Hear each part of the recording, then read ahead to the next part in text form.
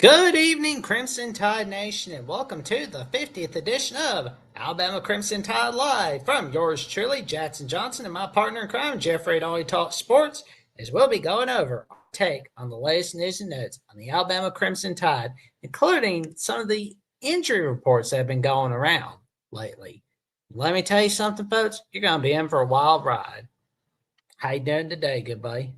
Doing great, Jackson. Again, college football right around the corner. 5 days away until kickoff with Kansas State, Iowa State, and we're only 12 days away from Alabama kicking it off against FSU. So excited about the teams getting ready, getting prepared. But like you said, unfortunately, some setbacks with some injuries. Every team's going to suffer injuries, but our injuries have kind of been a little bit significant. So definitely we got to talk about that. Sucks on that end. Hopefully those guys can heal up fast and get back out there on the field. But definitely excited to talk some Alabama with you tonight as, like I said, we're getting very close to the start of the season. Oh, agreed.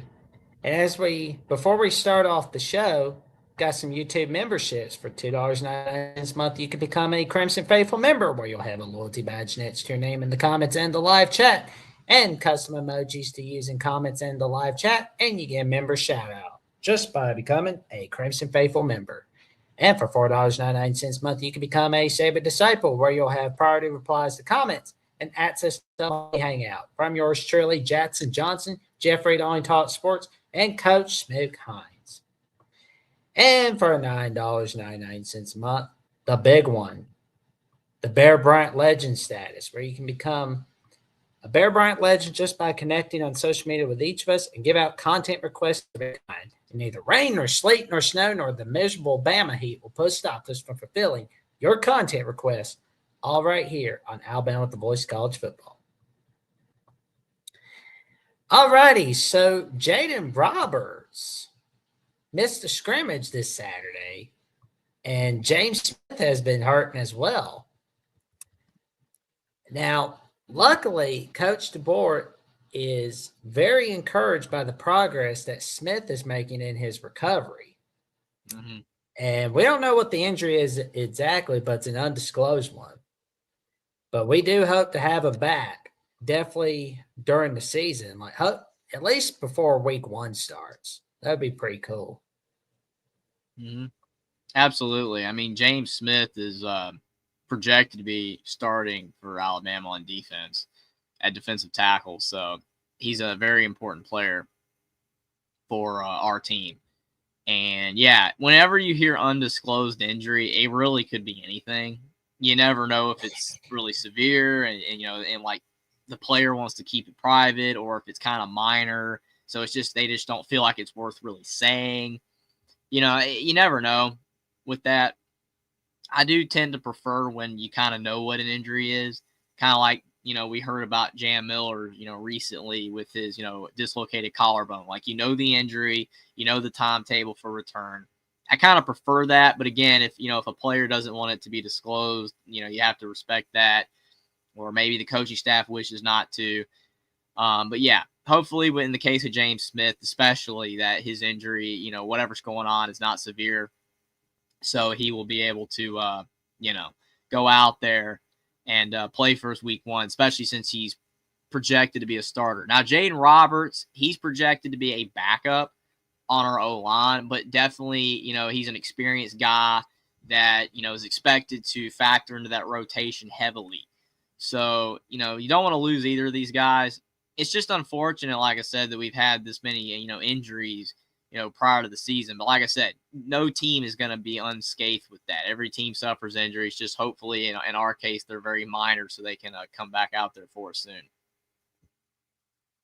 Well, and Jaden Roberts suffered a concussion, and he wasn't able to play in the fall scrimmage this weekend. And I just really hope it's not a real bad one, honestly. Yeah, we know all about concussions with Tua. Obviously, with him, his situation in the NFL has been very tough on him and tough on Alabama fans because, a lot of us keep up with Tua and, Jalen Hurts, Bryce Young, some of the, the ex-players. So definitely we know all about that. But not everybody has, when they get a concussion, then it's going to be like, what Tua's been suffering. But at the same time, concussions can be very, minor. They could be very brief, less than like a week where you're suffering it, or it could last 2-3 months. So hopefully it's not that bad. But yeah, tough that he couldn't play in the fall scrimmage. Oh, no. No doubt about that. But I'm looking at the offensive line from ourlads.com. I got to say, that's very helpful because got Gino Vandermark. See, we're fine, but you don't want to be losing a lineman to injury all of a sudden. Yeah, because I mean, when you look at Jaden Roberts, he was like our most experienced reserve. You look at kind of the other reserves, and most of them are redshirt sophomores, redshirt freshmen, stuff like that. He's a redshirt senior that was a reserve. So, that's why it's very important, if he can come back, hopefully soon, because you want to have, experienced guys subbing in for the starters. You want to factor in those younger guys, and guys like Casey Poe, Rob Montgomery, they're going to play. They're going to get, some snaps, some run this season, but you don't want those guys playing more than a guy like Jaden Roberts. He's a very experienced guy, older guy that is almost a starter, almost a starting level player, but just we have so many great offensive linemen that, he projects to be a backup. But like I said, very important to have experience coming off of the bench, so definitely it'd be good to get him back. There we go. And finally, we got Coach Smoot with us for the 50th edition of Crimson Tide Live. How you doing tonight, good buddy? Can you hear us? Mic check. Can you hear me? Mm-hmm. Clear. Loud and clear. All right. What's up, man? How y'all feeling? I'm doing all right. I had a few technical difficulties here, man, trying to get the backdrop and everything set up, and then we just got our internet connection back up, so we're good to go. How's everybody doing tonight in the chat? How y'all feeling out there? Mary J, I see y'all. Let's go. Shout out to one of our YouTube members, Mary J. Let's go. Yes. We were looking at the depth chart about what happens if we're not having James Smith. Now, we're hoping he's back by the time we get to week 1. But we're just hoping he's doing all right. Coach, how you feeling about the Jaden Roberts injury status and the James Smith injury status? I think these, just like we've been reporting on them, man, these are things that these young men are working through on the daily. And at this point of fall camp and, and getting in preparation mode for Florida State, really this week starting to implement it. A lot of those absentees from live action were just for, those purposes to try to minimize or mitigate the possibilities for injuries to worsen. These are injuries that can be played through and will be played through. Not anything that's going to keep them out of the game. So by all means, utilize this time to get veteran guys who are on this roster, who have been looking for an opportunity, give them opportunities to build some rapport, build those, what they call them, stacking positive reps, in meaningful, impactful spots, and that's going to create quality depth for the team. So I'm not worried about them missing any extensive time. I like the workload that they're both being able to work with, still being able to be active in all phases of practice outside of the full contact. So I like where they're at. Well, we'll definitely wait and see what happens. How bad do you think the concussion is for Jaden Roberts? It's not too bad. Is it really bad? What's going on there, Coach? I didn't know there was a concussion protocol for Jaden. I thought that was somebody said it was for Jaden Roberts. I thought it was more so for it was a walk-on offensive lineman. Jaden Roberts has been dealing with the shoulder, the knee. It's been a couple of injuries and even offseason physical therapy sessions he's been going through, even since spring. So it's just, like I said, stuff that you're going to play through. You're going to play through, and right now you got to find that fine balance between where they stand. Now, let me pull this up because I did get the official injury report. Let me pull the official injury report because there was nothing on it about Jaden Roberts in concussion protocol. So, and if you saw a story out there, I would love to see the link so that we can get the right information out there. Yeah, we're gonna go ahead and find it. And I think also I need to get into this on the Brave browser. Let me back out and be back in. All right. All right. Yeah, it's from Matt Stale from AL.com. That's where we found it from. And sorry about the internet, folks. Hotel connection and all that. Oh yeah, my internet was messing around with me too. It's Matt. We're quite true. It's messing around with all three of us today. Oh man. Yeah, we don't care about gutters. At least not today. We don't care about a gutter.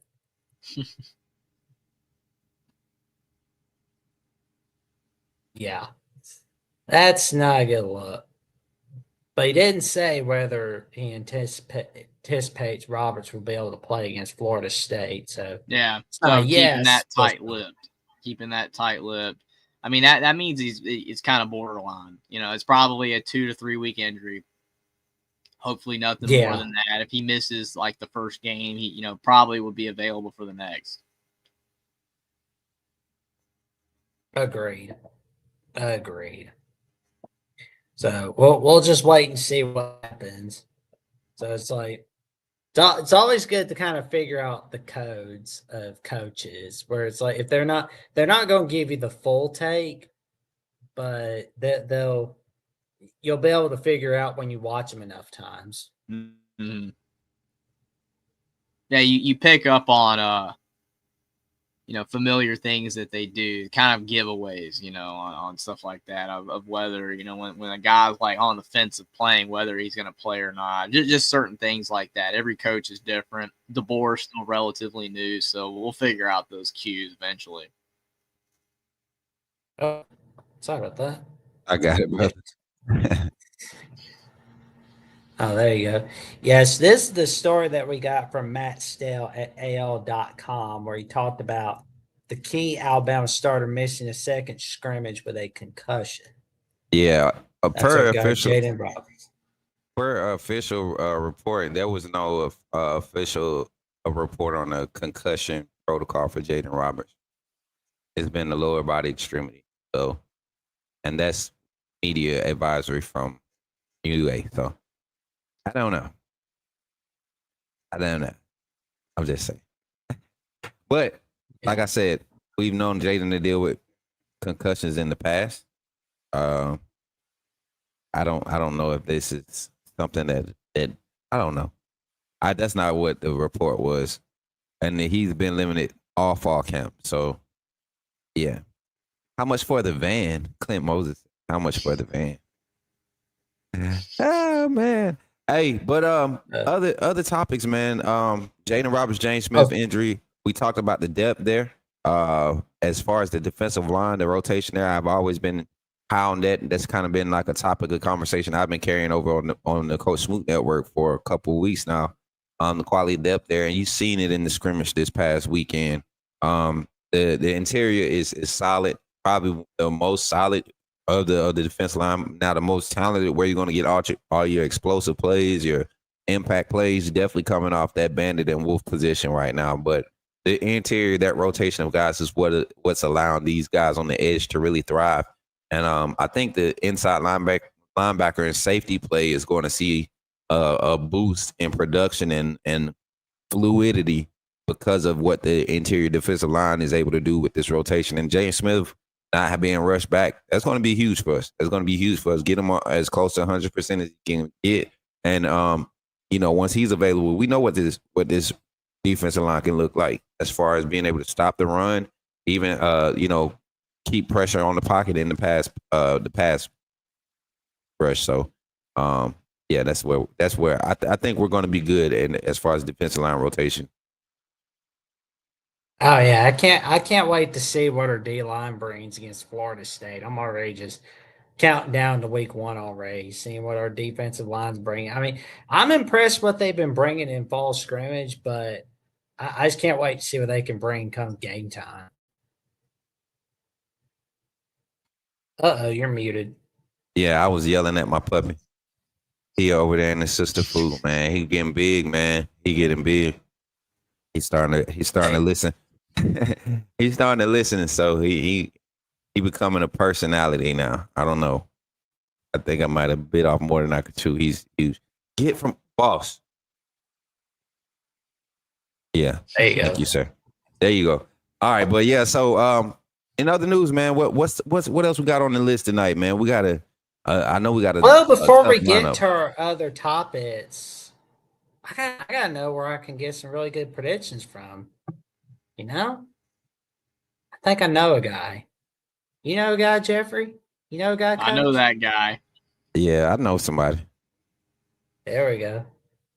And he's going to come right to you right on this ad. College football is even more exciting when you've got some action on the line, and the games are even better when you're cashing in.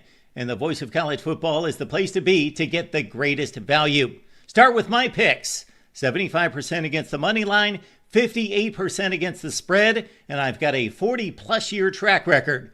11-0 in the college football playoff for me last year against the money line, 8-3 against the spread. And I'm just the warm-up act. Steve Merrill of Wager Talk is our ace in the hole, show stopper. 7 years with the Voice of College Football, over 30 years in the industry. Steve gives us analysis on all the big games, but you can't miss Steve's weekly under-the-radar pick. 28-12 against the spread the last 3 years. You also get picks from some of our top analysts here at the Voice of College Football, including Corey Bratta, Matt Zemek, and Steve Dace. Check out those numbers. Become a YouTube or Patreon member for just $99 per month. Go to the main channel on YouTube, click join, and then select a betting tier. Do the same thing on Patreon. Make 2025 a winner now. Yes, sir. Yes, sir. Make sure y'all get over there and support that. If you get into the gambling, man, first of all, gamble safely. You know, like be responsible. Don't be going out there gambling away your life savings stuff. Don't be like Oscar from Hey Arnold. Yes. But be responsible, and then get with some reliable sources. People have a solid track record against the money line. You talking about winning 60% of your bets, and I mean that's pretty good. I can go with that. So yeah, definitely be checking that out this season, especially when it gets close to college football playoff time. It's going to be huge, huge, huge. So tapping into the conversation. We talked about the big injuries with Jaden Roberts, James Smith, talking about the depth behind that. Let's get into some of these scrimmage notes, because I had the privilege of being able to be there, have eyes on sight for a majority of the scrimmage, man. And it was a energy at practice. First of all, the physicality was present on both sides of the ball. You would have thought that it was a full go game. Like, let's go, because they were really popping out there, especially the secondary, the defensive.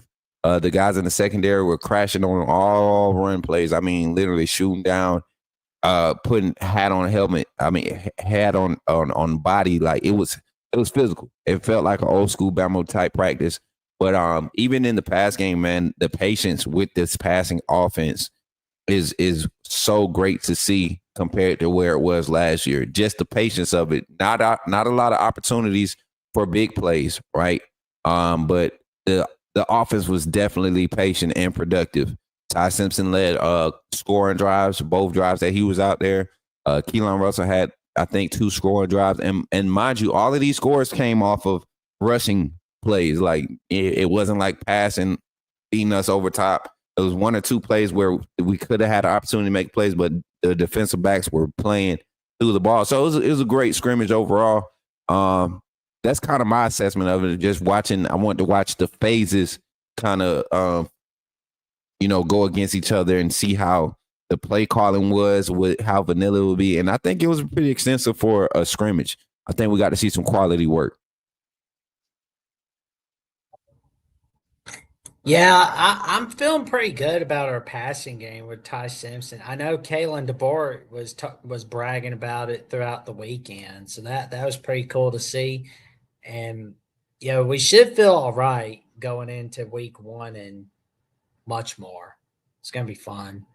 Yeah, it definitely 100%. seemed like most of the accounts are positive outside of the injuries to some of our players recently, but it doesn't seem like again those injuries are long term. So overall, it's massive positives. I think it's good that to hear from you, Coach, that you're seeing the physicality there because I mean it's not like we ever really lost physicality. It's not like we ever became like a soft team the last couple of years, but like a lot of people have said we haven't been the same team that we were 2020 and prior. So that's what we want to get back to.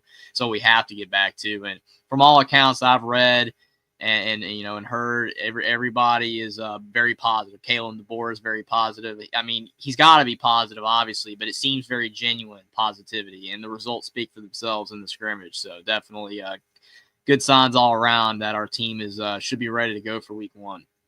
100%. And like you said with the offense, I think more so the maturity from areas where you're going to need huge production to have 6 or 7 wide receivers that you can truly count on.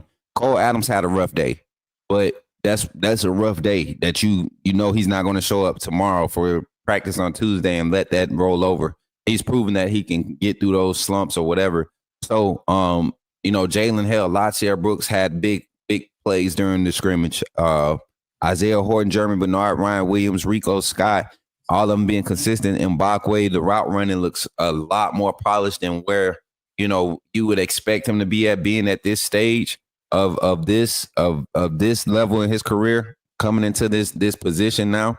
I think we're more so excited about the maturity that's being displayed right now at the University of Alabama on that roster, because it is a veteran spread roster.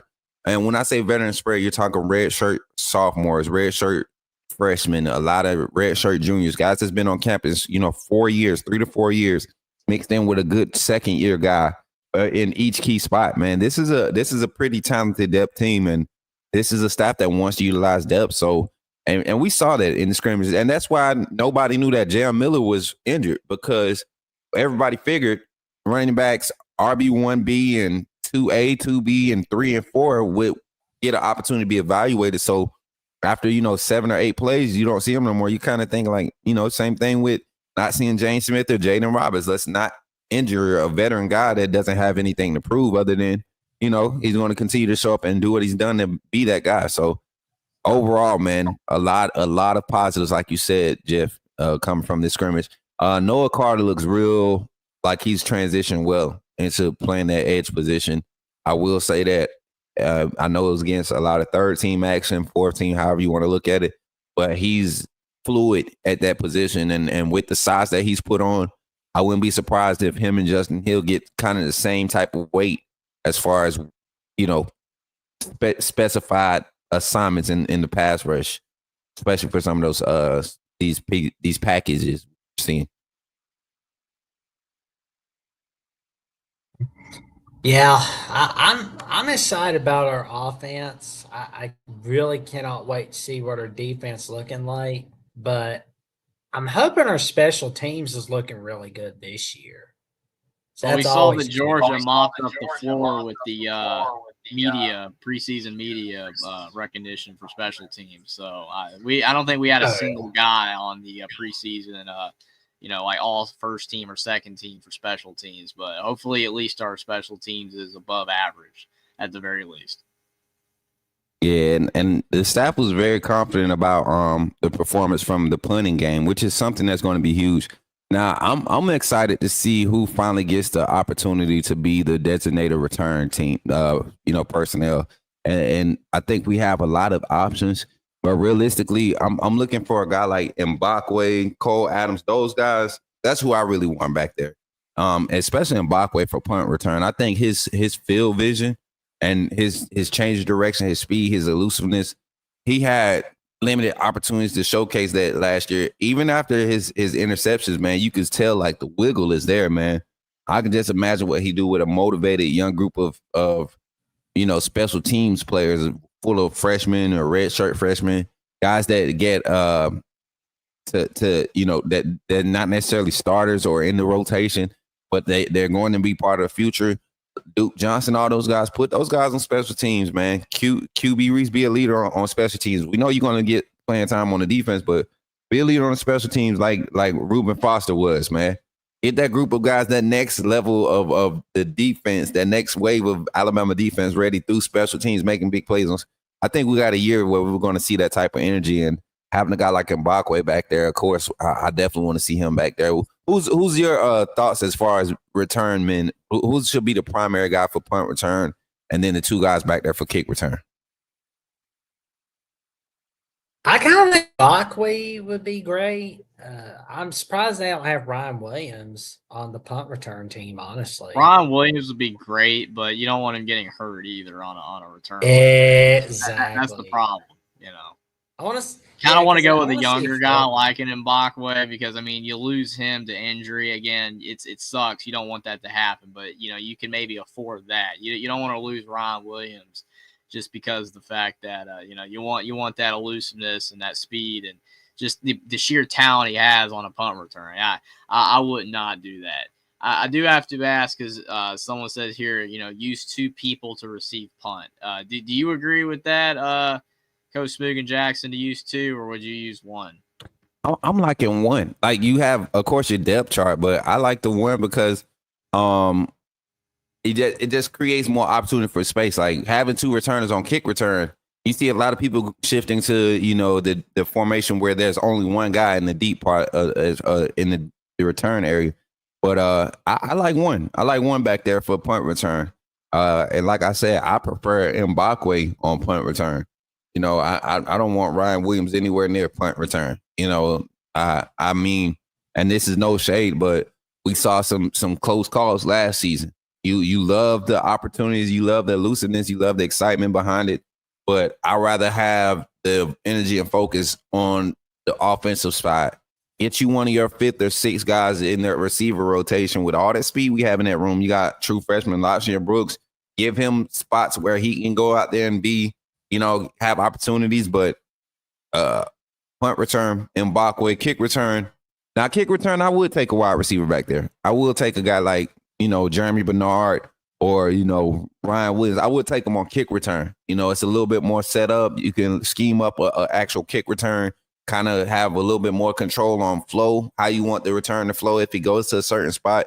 So, yeah, definitely wanted to take an opportunity and possibly see Ryan back there for kickoff return. And kickoff return, man, you see like a guy like Ryan Williams touch the ball first play of the game and break off for like 35, 40 yards. Huge. But you could also see a Jalen Waddle situation where he's breaking off for like ready, just need to make that one missed tackle and gets horse collared and now his ankle's gone. So I definitely understand protecting the assets, but it's part of the game at the end of the day. And I guarantee if they give him the opportunity, he's going to take it. No doubt about that. I do like the idea of having a different guy for kick return and a different guy for punt return because this way you're not overly reliant on one guy. But I can understand why some people want to have one guy. So it's like we have so much, like to your point, Coach, we have so much talent and so much speed with our depth guys that you could use multiple different ones in the same game for kick and punt return. You don't have to necessarily use the same guy. Facts. And that's why I think right now Alabama is in a good position in a lot of positions on the field. But like you said, you really can't gauge special teams in practice. I don't care what you do, what you say, you can't gauge it. You don't play. Nobody's playing special teams live, in practice anymore. That was one of the main things in the late 90s where you saw coaches transition, especially in the collegiate game. They just cut out that whole special teams period for live action. They just cut it off. Everything's on air. Make sure you're in the right spots. You see a lot of lane drills when it comes to special teams. That I was part of that wave, and it was weird because in high school we did live. We went live on special teams. Like we went live. There was where a lot of the highlights were made on special teams block during practice. So yeah, shout out to Melvin Amundsen over here on the Coach Smoog Network. Y'all make sure y'all come and tap in on Alabama at the Voice of College Football. We're live on the Coach Smoog Network, but we want y'all to pull up on this side, subscribe to the Alabama at the Voice of College Football here on YouTube. You should see everything scrolling across the screen, and then Botrick should be pulling a link up to the channel now. We should have it phased in and queued up over there on the Coach Smook Network. Shout out to the Coach Smook Network team, man, coming over supporting Alabama at the Voice of College Football, man. We family. We're gonna make sure we do our due over here, just like we do at the Coach Smook Network. But I appreciate y'all for tapping in over there. Make sure y'all come subscribe over here. We on our way, trying to hit that 5K. Trying to hit that 5K, man. We pushing it. We pushing it. So appreciate y'all. Appreciate y'all for tapping in. And yeah. Good evening, Chad said. Good evening from Savannah, Georgia. Good evening, Chad. Roll Tide. Good to see you in the chat. Roll Tide, roll, Chad. Roll Tide. Roll Tide. Oh, Yes, you're sir. an hour ahead of us, aren't you, Chad? Oh yeah, he feeling good right now. Chad been off work for a good hour or two now. I feel you, man. Look, he been off work for a good hour or two. But in speaking of work, man, we talking about injury updates.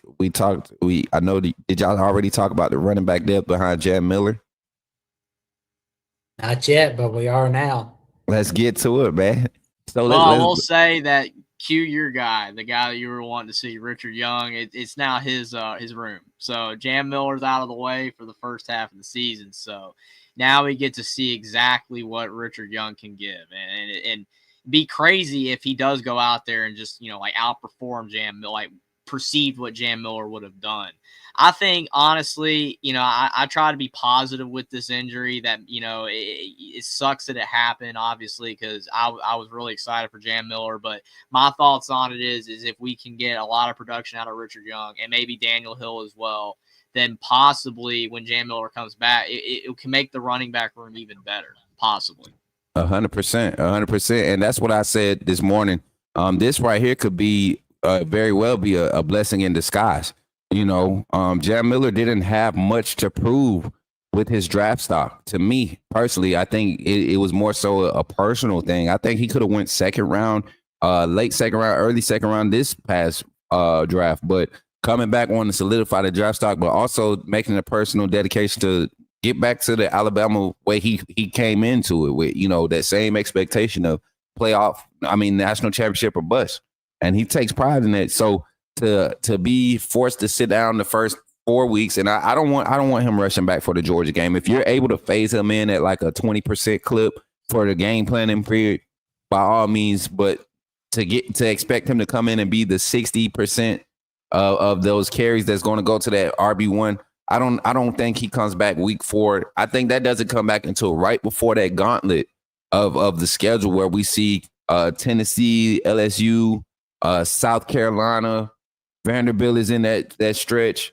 Who else, man? I said LSU. I talked about it this morning. I always forget one. Oklahoma. Oklahoma's in that stretch. South, yep. And Auburn, especially when you got to go to Auburn. I mean, it doesn't look miserable, but when you have to go to Jordan Hare, where you haven't won by more than double digits since 2015, the year before TikTok started. Should have lost the last 2 games there. I mean, we're really. Ugh. Yeah. And you got to think, we don't want to be in that type of situation with first year starting quarterback again, in a situation where the offense is single identity. So getting Jam Miller back and just like right at his peak or getting into the groove of things during that time will be huge for the running back room, because now if Richard Young and Daniel Hill and Dre Washington have been carrying the bulk of the carries and they've been productive, you have so much tread on the tires in your running back room, man. You're going into playoffs with a crazy healthy running attack.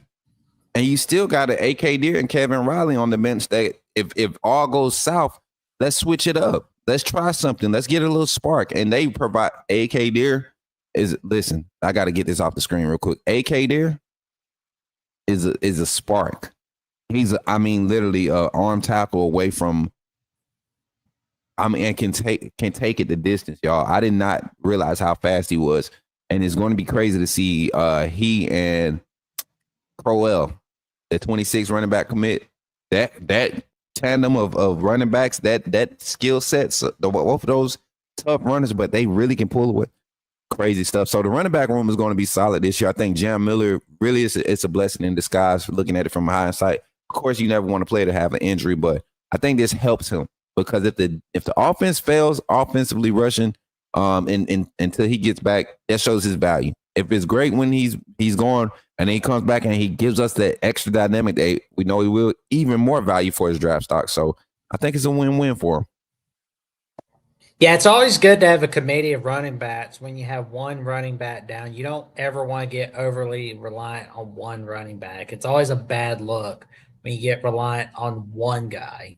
Yeah, you want a committee of running backs. You want depth in any position, but running back's a key position for depth. And you also want a variety of styles at running back. You want like a speedster. You kind of want an all-around back. You kind of want a big bruiser. We kind of have all that. So, I think that definitely is a positive thing that we've always had. I mean, the perfect example is Eddie Lacy, TJ Yeldon. I love that tandem. That was just such a good tandem. Yeldon was so small, so fast, and then Lacy could just barrel through anything, and even if you line them both out there on the field, I mean, how can you stop both? Like the defense, you can't key in on everybody. You still got the receivers, the quarterback. That's what makes an offense dangerous when you have so many weapons like that, so much depth. Oh, dude, you're bringing back the good old days, man. Like, I love good old those days. two running backs, man.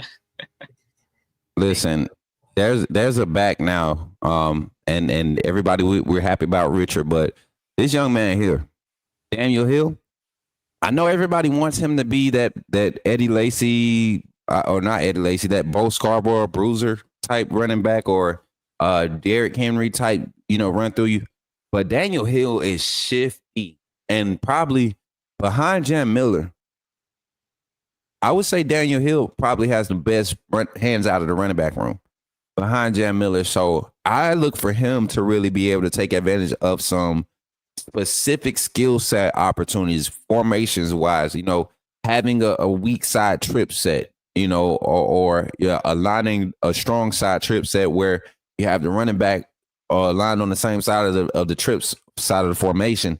And being able to run a lot of mixed concepts out of the backfield with your layers or levels concept up top or flood concepts with the wide receiver bunch. Like seeing those type of concepts with big body wide receivers like him, and he can get out of open space, and he's not going to be a 4-4 guy, not probably more so 4-5, 4-4-9, 4-5 guy in speed, but open field game speed with a big body like him is different than just straight laser 40 time. It's different trying to tackle.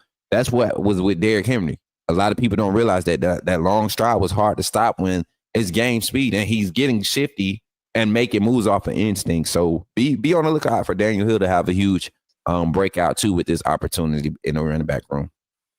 Oh, I can't wait to see what Daniel Hill's going to bring. I am getting excited just thinking about what Mr. Hill can bring. When you think about former backs, who would you compare Daniel Hill to? Just based off of what you've been able to see right now, Jeffrey. That's a good question. I mean, there's not a lot of guys that we've had that have that bruiser mentality, but is also shifty and has good hands. There's not a lot of guys like that because I mean you've had, like you said, Bo Scarborough was just run downhill, run into guys. Derrick Henry, he for his size was somewhat shifty, but he mostly was just big. Eddie Lacy was just big. I mean, you got Big Frank saying Eddie Lacy, but like you said, I don't think he's to that degree either. Yeah. He's big, but he's not Eddie Lacy was a tank, literally a tank. I mean, he could run over anybody. Obviously didn't really translate to his professional career, but in college anyway, he was incredible. I mean, obviously, like Najee Harris was incredible out of the backfield, but not the same body type. Yeah. I'm trying to think. I mean, think about this one. Now, this running back wasn't as big, but this is the skill set when you see Daniel Hill on the field. Alvin Kamara, even though he didn't finish at Bama. Oh, there we go. I look at Alvin Kamara's hands out the backfield. I wish if we can go back and pick our choice of the running backs to keep in that trio, Alvin Kamara would have to be in that trio of backs that before he left to go to Tennessee. So I look at his, frame wise, height is there. I think the similar height. Kamara's 6'2", right? 6'1", 6'2". Daniel Hill, same thing, 6'1", 6'2", 240. I think is his walk around weight right now. So Kamara played big, 225, 230 in college, I believe. If I'm not mistaken, I might be wrong because I know he did get kind of heavier in the league. But same skill sets, man. Move similar.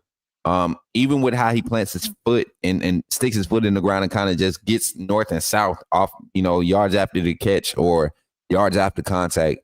Daniel Hill falls for it. Alvin Kamara was notorious for falling for it for your extra yards. So I love where we sit at. I seen Plain over here said TJ Yeldon. I could see that. It's just different frames though. Different frames. Yeah. Daniel Hill is just a big frame. I'm Kamara's getting excited here. 5'11". And see, I think that's probably what make him look bigger because he looked wide. You know what I'm saying? That coming from the running back position, but he also looked like he could, same height as most of the offensive line. So it was skill set wise. I see Kamara.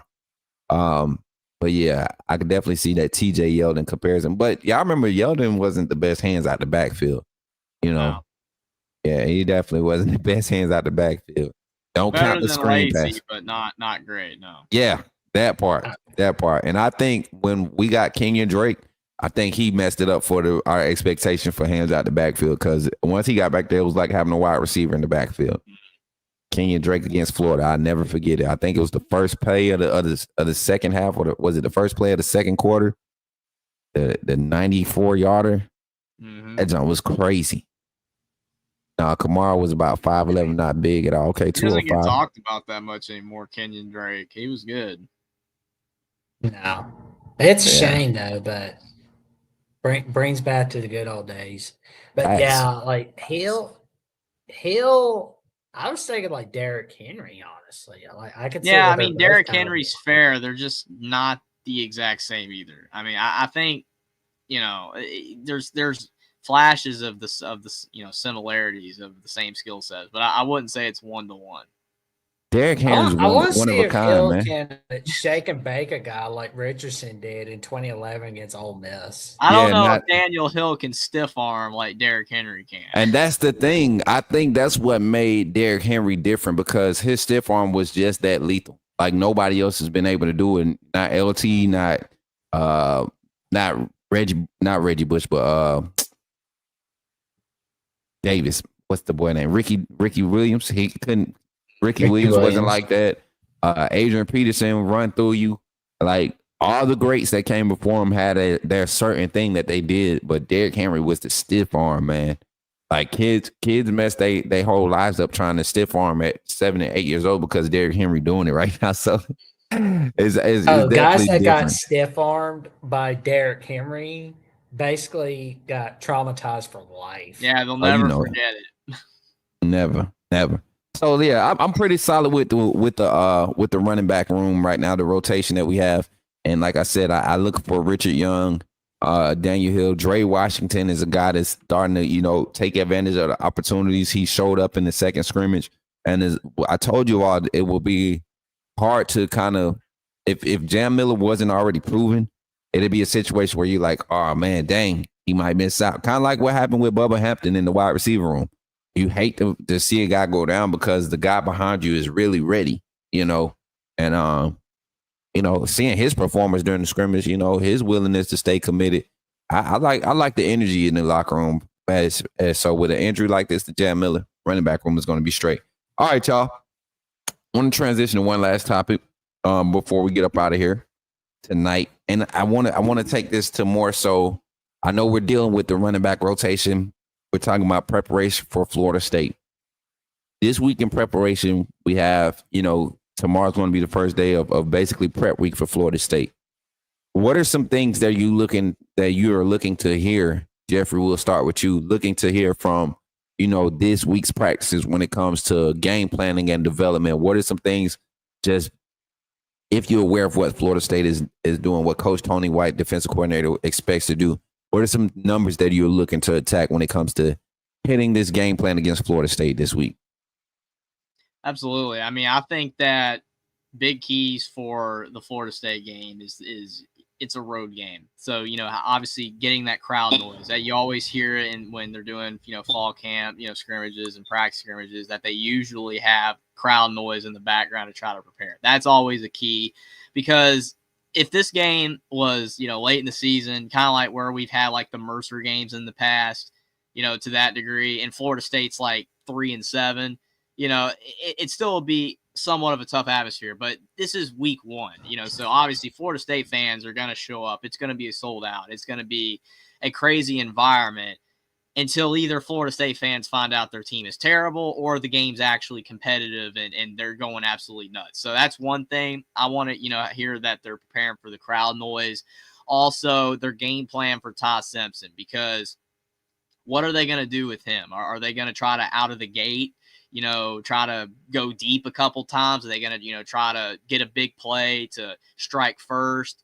Especially if, to your point, like if they don't use Ryan Williams on a kick return, just say Alabama gets the ball first and he gets them to like the 50 already, so they're in plus territory. Just say they're getting the ball at the 20, 30-yard line and Ty Simpson, like it's his first drive in that environment. You're not playing, a nobody. You're playing Florida State, even if they're not going to be good this year, or whether they're going to be good. They're a legitimate team. So it's like, are you going to try to ease Ty Simpson into it? Are you going to do a lot of dump offs?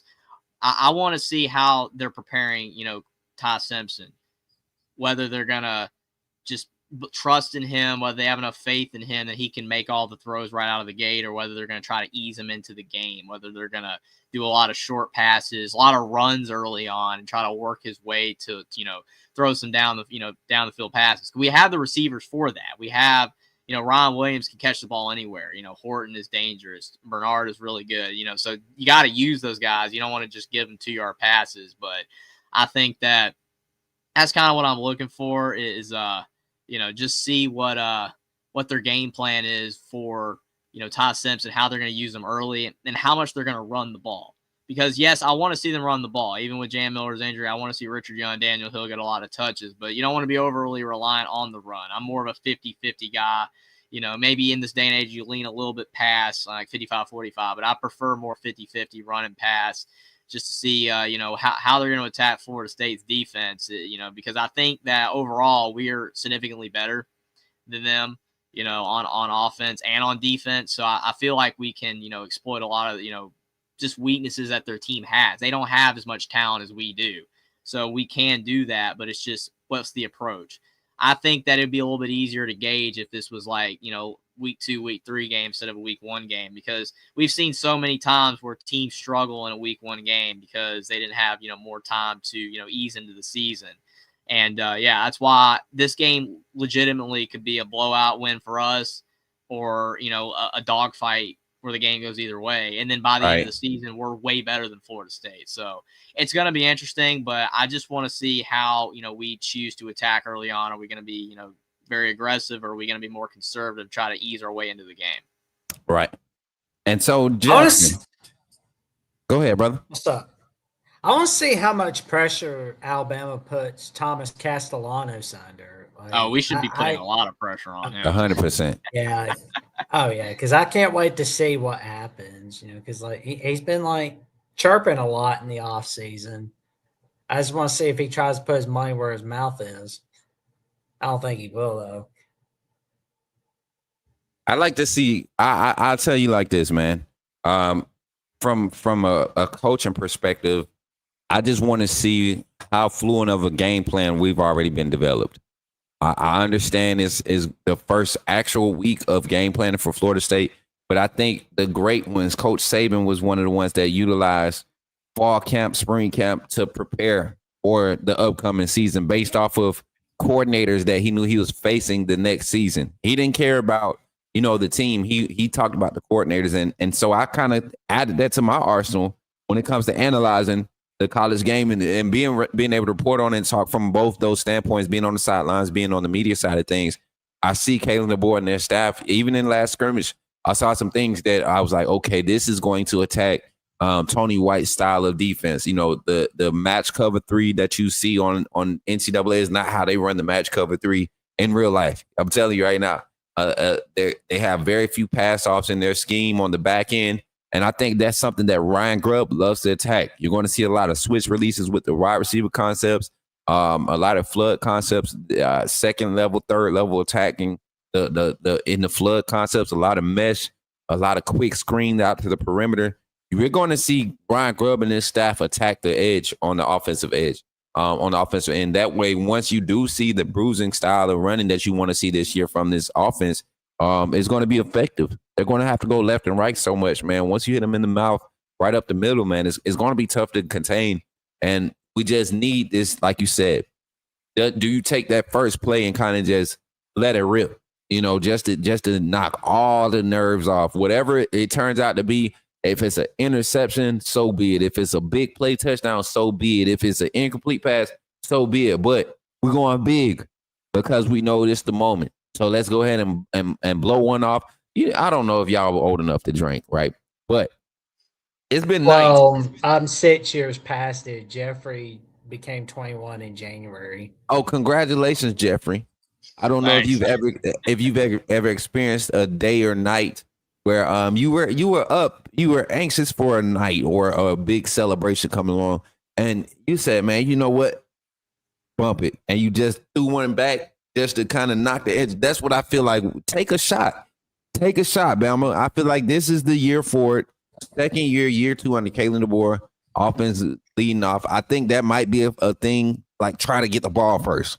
I feel like that's what they've done. Go look at what they did Washington week 1 with Penix that second year as a starter. Mm-hmm. They started their first game with the ball, man. And that offense, everybody started talking about it from the first drive of the season. While we're here, though, in the middle of this, getting ready to close out, I need everybody on the Coach Smook Network. We got 35 live viewers right now, 23 likes over there. Take a moment right now. Tap out of there. There's a comment pinned at the top of the chat. Click on that link. Slide over here to the Alabama at the Voice of College Football channel. Drop a like. Subscribe over here. Turn on your notifications because starting in September, after the kickoff against Alabama, you will see all post-game, post-practice reporting here on the Alabama Voice of College Football with myself, my brother Jeffrey, and my brother Jackson. We'll be having some guest appearances by other personalities and analysts that cover Alabama football and other teams in college football. So you definitely want to come over here, hit that like, subscribe. Make sure y'all stay in tune with what we're doing over here. Fellas, let's round this thing out. Final thoughts on just where the team is from your standpoint, whether that's fan, analyst, media, whatever. Where does this team stand right now going into this week 1? Let's start off with Jackson. Well, we got a great shot. I think 2025 looks very good for us. I've got a great feeling about it, especially with it being 12 days until kickoff. So it's coming. It's coming before we know it. All right, Jeffrey, talk to us, man. 12 days till kickoff. How you feeling, man? I'm feeling mostly good of where Alabama stands. I mean, honestly, there's nothing perfect. You can't, ever say, oh, like things are just going perfectly. We're about ready to dominate the season. But, the injuries, that's a bit of a setback. But like I said, not too significant. I'm not too worried about those injuries, especially because with Jam Miller, it might end up being a positive at the end of the day, even though, like you said, Coach Smook, you never want to see an injury like that. If it can still be a positive, that's great. I think mostly the media is positive. I think DeBoer is positive. The scrimmages have been mostly positive. So I think that, we're not looking like to be the best team in college football next year. I don't think we're back to, Saban's level or anything like that. We'll have to see it once we kick off. But I think Alabama, in my opinion, is in a better place now than they were 12 months ago. So hopefully that translates to a better season this year. But I think mostly accounts are pretty positive for sure. 100%, man. And then I'm gonna echo that, man. I think right now we're at a good level to where you know where your problem areas are. And when you look at the chart and your problem areas are places where development is just, it's a part of timing, right? And being able to get the reps in, I think you're at a good spot. When it's not schematic, lack of comprehension of the scheme, when it's not those issues, when it's not, behavioral issues off the field, when it's not those things that's really your problems, when it's like, man, who's going to be my third team guy? Who's going to be my what freshman do I throw out there for my first group of kickoff return? You know, because you got to have some veterans out there, some guys that understand the speed of the game and don't get overzealous. Like, you got to have some type of leadership out there. So where do we find the balance in there? How do we keep these guys competitive with the load sharing that we give out in practice? You know, and what timing is good to release our final depth target? Like, all of these things, when those are your problems, you're in a good position. So I'm ready. 12 days to kick off. I think Alabama, Florida State is going to be one of the games to watch. Not just as a fan, but I think Florida State is going to surprise a lot of us fans, right? Well, I'm going to say us fans, but I know what's coming. And I think this is going to be a great first 12 to 17 minutes of football that we're going to see from Florida State before the numbers start showing up, right? You always get your best punches in that first 12 to 15 minute stretch, 12 to 17 minutes.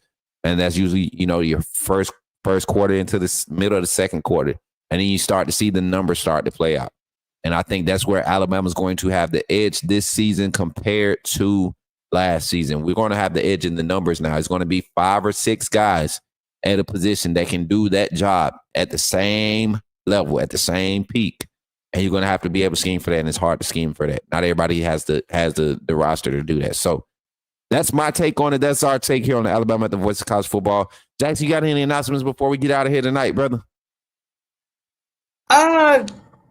Nothing much tonight, but I will say we've got some magic coming your way, all right here on Alabama at the Voice of College Football.